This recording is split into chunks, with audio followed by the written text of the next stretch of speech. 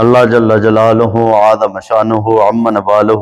وعظم اسمہ واتم برہانہ وجل ذکرہ کی حمد و ثنا اور تاجدار مخر موجودات، روح کائنات، جان کائنات، باعث تخلیق کائنات، دستغیر جہاں، غم گسار جہاں، حبیب کبریاء، امام الانبیاء، سرور انبیاء، تاجدار انبیاء، احمد مجتبی جناب حضرت محمد مصطفیٰ صلی اللہ تعالی علیہ وآلہ وسلم کے دربار غور کے اندر ہدیہ درود و سلام کا نذرانہ پیش کرنے کے بعد، محترم بزرگوں، دوستو، اللہ تبارک و تعالی کا احسان عظیم ہے کہ جس نے ہمیں یہ جمعۃ المبارک کی بابرکت گھڑیاں پھر سے عطا فرمائیں۔ شکر اسمال کے کائنات، خالق کائنات کا کہ جس نے ہمیں مسلمان پیدا فرمایا اور مسلمان پیدا فرمانے کے ساتھ ساتھ اپنے پیارے محبوب علیہ السلام کا امتی بنایا، اور امتی بنا کے اپنے پیارے محبوب علیہ السلام سے محبت کرنے والوں میں، عقیدت کرنے والوں میں، مر مٹنے والوں میں رکھا۔ یہ اس مالک کا بہت بڑا احسان ہے، اور یہ اس مالک کائنات کی ہی خاص رحمت ہے اور اس کا خاص فضل ہے کہ جس نے ہمیں اتنی بڑی سعادت سے نوازا کہ اپنے پیارے محبوب علیہ السلام کا غلام پیدا فرمایا کہ جس کی خواہش انبیاء اور رسول کرتے رہے، لیکن ہمیں بغیر کسی خواہش طلب کے اللہ نے اپنے پیارے محبوب کا غلام بنایا۔ دعا کرتا ہوں کہ اللہ ہمیں صحیح معنوں کے اندر نبی علیہ السلام کا امتی اور غلام بننے کی بھی توفیق عطا فرمائے۔ حق تو ہم ادا نہیں کر سکتے کہ جناب حضرت جنید بغدادی رحمۃ اللہ تعالی علیہ آپ اپنے مریدین کے ساتھ مسجد سے باہر نکلے بازار میں، جس وقت تو سامنے دیکھا تو اسی بازار میں گلی میں کتا کھڑا تھا، تو کتے کی طرف آپ نے دیکھا تو آپ سر جھکا کے ہاتھ باندھ کے کتے کے سامنے کھڑے ہو گئے۔ تو لوگ بڑے حیران ہوئے، کچھ دیر کے لیے آپ اس طرح کھڑے رہے، تو اس کے بعد جو ہے وہ کتا چلا گیا، آپ چلے گئے تو لوگوں نے پوچھا اور مریدین نے پوچھا، حضور دیکھیں اللہ نے آپ کو اتنا مقام و مرتبہ عطا کیا ہے، اتنے آپ جو ہے وہ پائے کے ولی ہیں، بڑے تقوی والے ہیں، اور یہ کیا کہ آپ ایک کتے کے سامنے ہاتھ باندھ کے کھڑے ہو گئے۔ تو آپ نے فرمایا کہ جب میں کتے کے سامنے آیا نا تو کتے نے میری طرف نگاہ اٹھا کے مجھ سے ایک سوال کیا۔ سوال اس نے مجھ سے یہ کیا کہ اے جنید بغدادی، اب نہیں، اب تو بڑا تقوی والا ہے، بڑا پرہیزگار ہے، اللہ کا ولی ہے، اب نہیں، یہ بتا کہ عالم ارواح کے اندر تو نے کون سی نیکی کی تھی اور میں نے کون سا گناہ کیا تھا کہ جس کی وجہ سے اللہ نے تجھے انسان بنا دیا اور مجھے جو ہے وہ کتا بنا دیا۔ یہ تو اس کا کرم ہی ہے نا۔ فرمایا کہ کہنے لگا کہ بتاؤ کہ عالم ارواح میں کون سی تمہاری نیکی تھی کہ جس کی وجہ سے تم انسان ٹھہرے، اور میں نے کون سا گناہ کیا کہ جس کی وجہ سے مجھے جو ہے وہ کتا بنا دیا گیا۔ جب اتنی بات کی تو حضرت جنید بغدادی رحمۃ اللہ علیہ فرمانے لگے کہ اس بات کا میرے پاس کوئی جواب نہیں تھا، اس لیے میں کتے کے سامنے جو ہے وہ سر جھکا کے کھڑا ہو گیا کہ یہ تو اس کے مالک کی کرم نوازی ہے نا کہ جس نے مجھے جو ہے وہ انسان پیدا کر دیا۔ نیکی تو میں نے کوئی نہیں کی تھی اور جرم تو نے بھی کوئی نہیں کیا تھا۔ کہنے لگے کہ کتے کے اس سوال کا میرے پاس جواب نہیں تھا، میں خاموش کھڑا ہو گیا کہ یہ اس مالک کی کرم نوازی ہے، وہ جو چاہتا کر دیتا،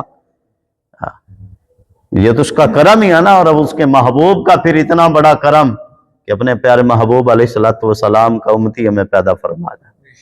بس یہ خاص اس کا کرم ہے، اس کا فضل ہے۔ بندہ کہے نا کہ میں ایسے ہوں یا میں نے ایسے کیا یا میں ایسا ہوں یا میں ایسا ہوں، نہیں، یہ اس مالک کی کرم نوازی ہے، اس کے محبوب علیہ السلام کی خاص نگاہ کرم ہے کہ جس نے ہمیں اشرف مخلوقات پیدا کیا اور پھر اپنے پیارے محبوب علیہ السلام کا غلام پیدا کیا، اور انہی غلاموں میں سے ایک بہت بڑے غلام نبی علیہ السلام کے جن کا ذکر ہم پچھلے 2 جمعوں سے کرتے آ رہے ہیں۔ دعا کرتا ہوں کہ اللہ تبارک و تعالی آج بھی مجھے ان کی جو ہے وہ حق تو ہم ان کا جو ہے نا وہ بیان کرتے ہوئے یا جس طرح سے انہوں نے میرے محبوب علیہ الصلوۃ والسلام سے محبت کی ہم ادا نہیں کر سکتے، کسی صورت بھی نہیں کر سکتے۔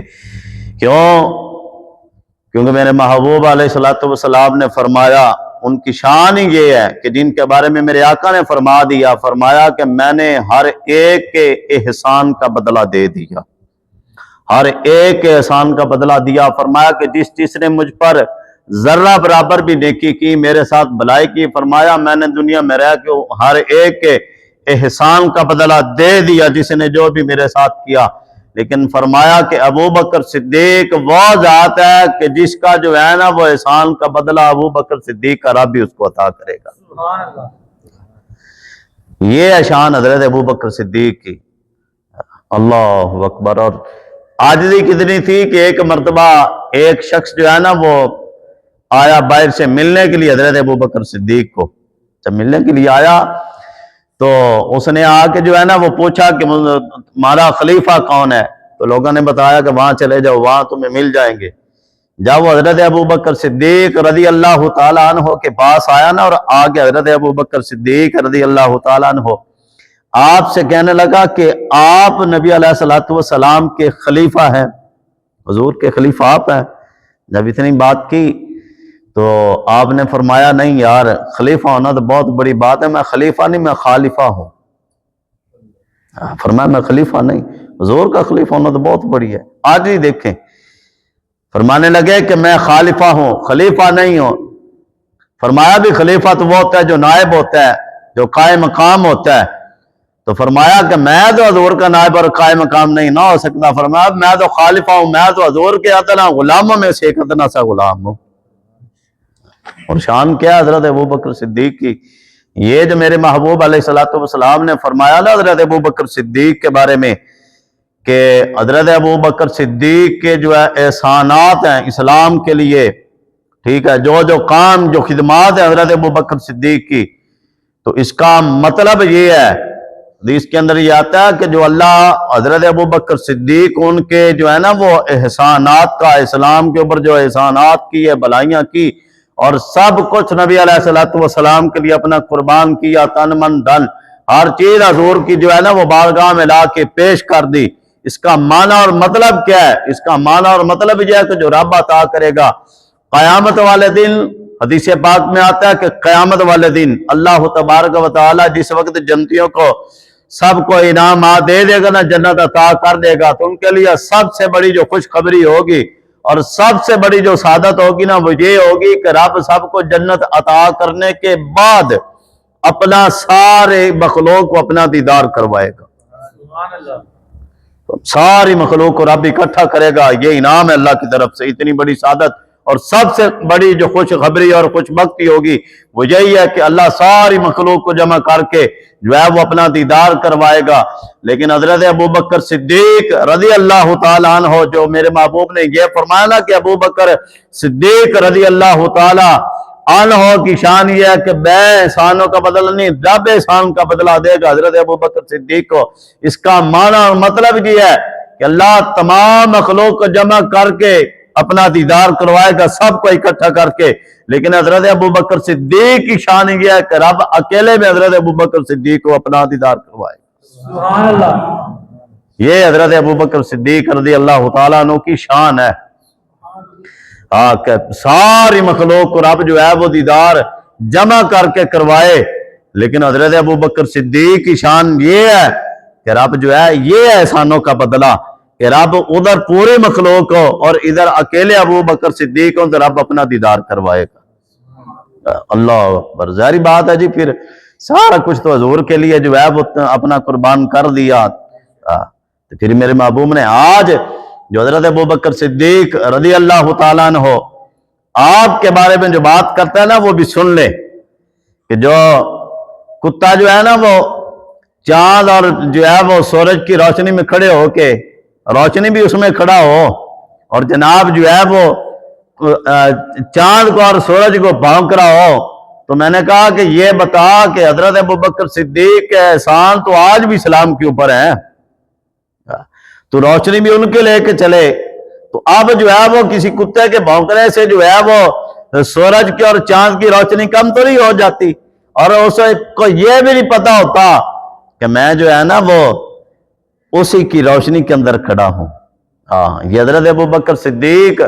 خلیفہ بلا فصل اور پہلے خلیفہ ہیں۔ پہلا نمبر حضرت ابوبکر صدیق رضی اللہ تعالیٰ عنہ کا ہے۔ یہ یاد رکھیں، ہم سب کو مانتے ہیں، لیکن جس کا جو مقام ہے ہم اس کو اس کے مقام کے مطابق مانتے ہیں، نہ کسی کو بڑھاتے ہیں نہ کسی کو کم کرتے ہیں۔ ٹھیک ہے، اہل سنت کا ہے بیڑا پار، اصحاب رسول نجم ہیں اور نو ہے اطرت رسول اللہ کی۔ اعلی حضرت فرماتے ہیں کہ اہل سنت و جماعت کا بیڑا پار ہے۔ کیوں؟ یہ حضرت ابوبکر صدیق صحابہ کے بھی غلام ہیں اور یہ اہل بیت اطہار کے بھی غلام ہیں۔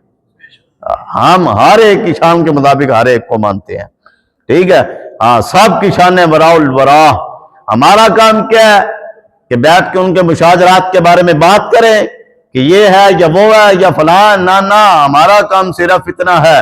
کہ ہم جو ہے وہ نبی علیہ الصلوۃ والسلام کی آل اور آپ کے صحاب کے اوپر سلام پڑھیں بس۔ ہمیں کس نے اجازت دی ہے؟ ہمیں کس نے اختیار دی ہے؟ ہمارے پاس کون سی ڈگری ہے کہ ہمیں جو ہے وہ ہم اہل بیت اطہار اور صحابہ کرام رضوان اللہ تعالی علیہم اجمعین کے بارے میں جو ہے وہ بات کریں؟ بات صرف ہم ان کی شانیں بیان کر سکتے ہیں۔ رضی اللہ عنہم ورضوا عنہ، قرآن کا فیصلہ ہے کہ اللہ ان سے راضی اور جو ہے وہ اللہ سے راضی۔ جب اللہ ان سے راضی اور وہ رب سے راضی ہو گئے تو بات ختم ہو گئی۔ اور پھر جو ہے وہ نبی علیہ الصلوۃ والسلام نے فرمایا اپنے صحابہ کے بارے میں، فرمایا اولئک صحابی النجوم فبأی اقتدیتم واہتدیتم، فرمایا کہ میرے صحابہ ستاروں کی مانند ہیں، آسمان کے ستاروں کی مانند ہیں۔ فرمایا کہ ان کے پیچھے چلنا، فرمایا ان کی اقتداء کرنا، اللہ تمہیں ہدایت عطا کر دے گا۔ اور فرمایا کہ میری اہل بیت اطہار کیا ہے؟ اپنی آل کے بارے میں میرے آقا نے فرمایا کہ میری آل جو ہے نا وہ جناب حضرت نوح علیہ السلام کی کشتی کی طرح ہے، فرمایا اس کے اندر سوار ہو جاؤ گے تو نجات پا جاؤ گے۔ یعنی کہ دونوں کا دامن تھام کے چلنا ہے، نہ اہل بیت اطہار کی آڑ لے کے صحابہ کو بھونکنا یہ بھی نہیں، اور صحابہ کرام کی آڑ لے کے اہل بیت اطہار کو بھونکنا یہ بھی نہیں۔ ہم دونوں کے غلام ہیں، اور یہ الحمدللہ اللہ کا بڑا احسان ہے ہمارے اوپر کہ اللہ نے ہمیں ایسا ستھرا صاف ستھرا عطا کیا کہ ہم جو ہے وہ حضور کی آل کے بھی غلام، حضور کے صحابہ کے بھی غلام ہیں۔ صحابہ جو ہے نا وہ اللہ اکبر۔ اب یہ بات کسی اور طرف نکل جائے گی، صحابہ کے تو شان ہی براء البراء۔ میرے آقا نے فرمایا کہ میرے صحابہ کے بعد آنے والے جو ہے وہ صرف جو ہے نا اود پہاڑ کے برابر سونا خیرات اللہ کی راہ میں کریں۔ اور فرمایا کہ میرا ایک صحابی صرف مٹھی بھر جو ہے وہ اللہ کی راہ میں خرچ کرے تو فرمایا تب بھی میرے صحابی کی جو ہے نا وہ سعادت کو نہیں پہنچ سکتے ہیں۔ وہ راود پہاڑ خیرات کرے، اور صرف صحابی رسول ایک مٹھی بھر اللہ کی راہ میں خیرات کرے تو فرمایا کہ بعد والا اتنا خیرات کر کے بھی میرے صحابہ کے مقام کو نہیں پہنچ سکتا۔ یہ صحابہ کی شان ہے۔ اور پھر حضرت ابوبکر صدیق کی شان کیوں جی؟ میرے آقا علیہ الصلوۃ والسلام نے فرمایا ابو بکر فی الجنہ، فرمایا بھی ابو بکر صدیق جنتی ہیں۔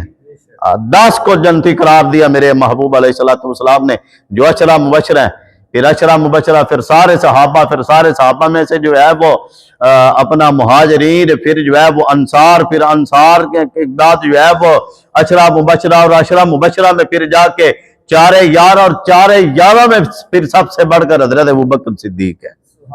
یہ شان حضرت ابوبکر صدیق رضی اللہ تعالیٰ عنہ کی ہے۔ یہی حضرت ابوبکر صدیق رضی اللہ تعالیٰ عنہ،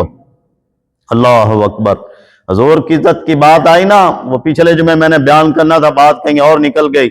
وہ بات رہ گئی تھی، چلو آج میں وہ بیان کر دوں۔ حضرت ابوبکر صدیق رضی اللہ تعالیٰ عنہ بوڑھے ہو گئے تو ایک دن آپ کے بیٹے حضرت عبد الرحمن بن ابی بکر رضی اللہ تعالیٰ عنہما آپ کے سامنے بیٹھے ہوئے تھے، تو بات کرتے کرتے بات انہوں نے کر دی، بیٹے نے، حضرت عبد الرحمن نے بات کیا کی؟ بات یہ انہوں نے کی، انہوں نے عرض کیا کہ ابا جان، جس وقت میدان بدر لگا تھا نا تو میری تلوار کی زد میں جو ہے نا وہ 3 مرتبہ آئے تھے، 3 مرتبہ میری تلوار کی زد میں آئے، لیکن میں نے آپ کو اپنا باپ سمجھ کے چھوڑ دیا، تو اب اتنی بات کی تو حضرت ابوبکر صدیق رضی اللہ تعالیٰ عنہ بوڑھے ہو چکے ہیں اور جلال میں آ گیا بوڑھا باپ، جلال میں آ کے فرمایا بیٹا یہ تو تھا نا کہ تو نے مجھے جو ہے وہ اپنا باپ سمجھ کے جو ہے وہ چھوڑ دیا کہ 3 مرتبہ میں تیری تلوار کی زد میں آیا لیکن تو نے ہر بار مجھے جو ہے وہ معاف کیا۔ تو آپ فرمانے لگے جلال میں آ گئے اور فرمایا کہ خدا کی قسم بیٹے اگر تو ایک مرتبہ بھی ابوبکر صدیق کی تلوار کے زد میں آ جاتا تو میں تیری گردن اڑا کے رکھ دیتا۔ تو بیٹا عرض کرنے لگا بابا جان یہ کیا بات ہوئی کہ میں باپ چھوڑ رہا ہوں آپ کو سمجھ کر، لیکن آپ جو ہے وہ مجھے اپنا بیٹا سمجھ کے معاف نہ کرتے۔ فرمایا نا اس وقت بات یہ نہیں تھی کہ تو میرے مقابلے میں بیٹا بن کے آیا تھا، بلکہ تو میرے محبوب علیہ الصلوۃ والسلام کا دشمن بن کے میرے مقابلے میں آیا تھا، اور میں نبی علیہ الصلوۃ والسلام کا ادنا سا سپاہی بن کے تیرے مقابلے میں آیا۔ فرمایا اگر ایک مرتبہ بھی ابوبکر صدیق کی تلوار کی زد میں آ جاتا تو میں تیری گردن اڑا کے رکھ دیتا۔ کیوں جی؟ باپ بیٹا سامنے ہو، فرمایا کہ میں یہ نہ دیکھتا کہ تو میرا بیٹا ہے، نہ تو میرے آقا کا دشمن بن کے آیا تھا، اور میں حضور کی فوج کا ایک ادنا سا سپاہی بن کے تیرے مقابلے میں آیا تھا۔ یہ ہے نا مجھ سے رسالت کی اور حضور سے پیار اور محبت، اور اپنا سے ایسا نہیں ابوبکر سے صدیق ہو گئے۔ سارا کچھ جو ہے وہ حضور کی جو ہے نا وہ لوٹا دیا بارگاہ میں لا کے۔ تو پھر حضرت ابوبکر صدیق کی شان اور آپ کا جو سب سے بڑا کارنامہ حضرت ابوبکر صدیق رضی اللہ تعالیٰ عنہ کا آپ کی زندگی کے اندر ہے نا، وہ نبی علیہ الصلوۃ والسلام کی ناموس کے اوپر تو پارا دیا ہی دیا، لیکن سب سے بڑا آپ کا جو کام ہے نا آپ کے دور خلافت کے اندر وہ یہ ہے کہ نبی علیہ الصلوۃ والسلام کی ختم نبوت کے اوپر پیرا دیا۔ یہ بھی سعادت حضرت ابوبکر صدیق رضی اللہ تعالیٰ عنہ کو حاصل ہے کہ نبی علیہ الصلوۃ والسلام کی ختم نبوت کے لیے جنگ آپ کے دور کے اندر لڑی گئی، منکرین ختم نبوت آ گئے، منکرین زکوٰۃ آ گئے، حضرت اسامہ بن زید کے لشکر کا معاملہ آ گیا۔ حضرت ام عائشہ صدیقہ رضی اللہ تعالیٰ عنہ فرماتی ہے کہ جتنے مسائل اور جتنی مشکلات حالات جو ہے نا میرے باپ حضرت ابوبکر صدیق رضی اللہ تعالیٰ عنہ کے اوپر ڈائے گئے یا جس طرح سے وہ معاملات بنے، آپ فرماتی ہیں کہ اگر کسی پہاڑ کے اوپر بھی ان حالات کو رکھ دیا جاتا تو وہ بھی ریزہ ریزہ ہو جاتا، لیکن یہ حضرت ابوبکر صدیق تھے جو نبی علیہ الصلوۃ والسلام کی جو ہے نا وہ ظاہری وصال کے بعد بھی جو ہے وہ آپ اس طرح کھڑے رہے اور سارے صحابہ کو ایک سمت میں لا کے کھڑا کر دیا۔ اللہ اکبر، یہ حضرت ابوبکر صدیق کی شان تھی۔ ایک مرتبہ جو ہے نا وہ نبی علیہ الصلوۃ والسلام حضرت ام عائشہ صدیقہ رضی اللہ تعالیٰ عنہ آپ کی گود کے اندر اپنا سر اقدس رکھ کے لیٹے ہوئے تھے، تو حضرت ام عائشہ صدیقہ رضی اللہ تعالیٰ عنہ آسمان کی طرف دیکھ رہی تھی، تو آسمان کے تاروں کی طرف دیکھ کے نا حضرت ام عائشہ صدیقہ رضی اللہ تعالیٰ عنہ آپ نے سوال کر دیا، اور سوال یہ سوچ کر کیا کہ میرے باپ ابوبکر صدیق کی نیکیاں جو ہے نا وہ ان ستاروں کے برابر ہوں گی۔ تو سوال کیا یا رسول اللہ صلی اللہ علیہ وآلہ وسلم یہ فرمائیں کہ یہ جو آسمان پہ جتنے ستارے ہیں تارے ہیں ان کے برابر کسی کی نیکی ہیں؟ تو آقا علیہ الصلوۃ والسلام نے فرمایا کہ ہاں ان کے برابر حضرت عمر فاروق رضی اللہ تعالیٰ عنہ کی نیکی ہیں۔ اب دل میں خیال یہ تھا کہ میرے باپ صدیق کا نام آئے گا، اور سوال بھی اسی لیے یہی سوچ کر کیا۔ جب یہ بات کی تو آگے سے عرض کیا یا رسول اللہ صلی اللہ علیہ وآلہ وسلم کیا میرے باپ ابوبکر صدیق کی نیکی اتنی نہیں ہے؟ تو میرے محبوب علیہ الصلوۃ والسلام نے پتہ کیا فرمایا؟ یہ حضرت ابوبکر صدیق عمر کی شان بھی براء البراء۔ آپ نے فرمایا کہ اے عائشہ سنو، تمہارے باپ صدیق کی غار والی ایک نیکی ایک طرف اور عمر کی ساری عمر کی جو ہے نا وہ زندگی کی نیکیاں ایک پلڑے میں رکھ دی جائے تو تمہارے باپ ابوبکر صدیق کی نیکی تب بھی بھاری ہے۔ سبحان اللہ،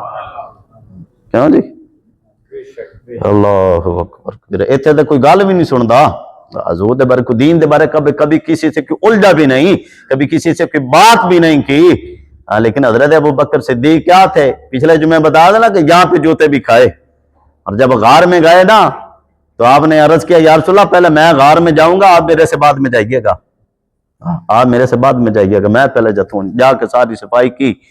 اور سارے سوراخ جو آپ کو پتہ ہے وہ بند کر دیے، اپنا کپڑا اور چادر لے کے نا وہ پھاڑ کے سارے سوراخ بند کر دیے، ایک بچ گیا۔ میرے آقا کو فرمایا کہ تشریف آپ لے آئیں۔ جب میرے آقا گئے نا، اب یہاں ایک مزے کی بات ہے، جب آئے تو آقا علیہ السلام آرام فرما رہے ہیں، گود میں سر رکھ دیا۔ بارہا آپ نے یہ واقعہ سنا، لیکن اس میں مزے کی جو بات ہے، اچھا وہ جو سوراخ ایک رہ گیا تھا وہاں حضرت ابوبکر صدیق نے اپنے پاؤں کی ایڑی رکھ دی، اب سانپ آ کے بار بار ڈستا رہا۔ اب یہاں ایک بات ہے، یہ فطرت انسانی ہے، انسانی فطرت ہے، یہ میں بیٹھوں یا آپ بیٹھے ہیں، ابھی کوئی چھوٹا سا بھی کیڑا ہو یا چیونٹی بھی لگا لے کہ سب سے چھوٹی چیونٹی ہے، چیونٹی بھی اگر بندے کو کاٹے نا تو ایک مرتبہ ظاہری بات بیٹھے جس طرح سنجیدہ ہو کے بندہ بیٹھا ہوتا ہے مطمئن ہو کے، تو ایک دم سے اگر چیونٹی کاٹتی ہے تو بندے کی یہ آیت ہوتی ہے، اس طرح سے ہو جاتا ہے، یہ انسانی فطرت ہے